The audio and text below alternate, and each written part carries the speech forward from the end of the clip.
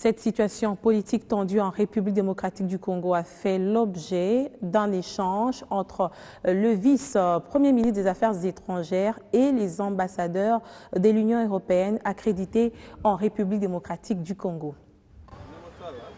Le sujet chauffe les esprits.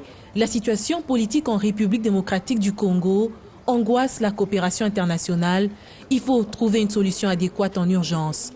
La diplomatie des pays amis s'active et cet échange à bâton rompu entre le chef de la diplomatie congolaise et les ambassadeurs de l'Union européenne autour de cette question est une illustration.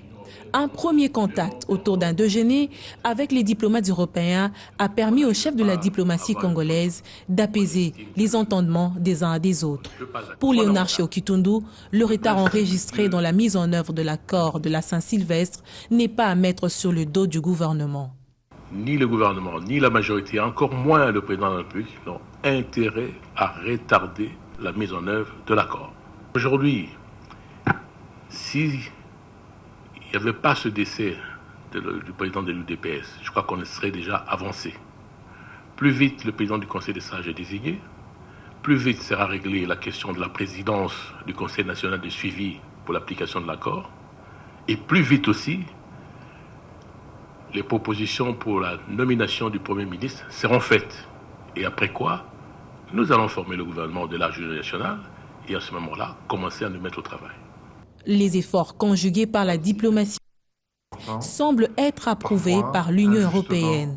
Depuis sa nomination, depuis qu'il est aux Affaires étrangères, le vice-premier ministre Kitundu a fait des grands efforts pour dialoguer avec l'Union européenne. Il a été en visite à Bruxelles, il a vu certains des ministres des Affaires étrangères. Cet effort pour aller vers les autres interlocuteurs et de voir aussi, nous sommes ambassadeurs, mais il y a aussi nos maîtres politiques que sont les ministres des Affaires étrangères. Ce dialogue direct est très important et permet d'arriver à bien se comprendre et à trouver des solutions. Mauvaise procédure autour des sanctions ciblées visant certains responsables congolais. Le patron de la diplomatie congolaise indique que le gouvernement va les contester devant les instances des justices européennes.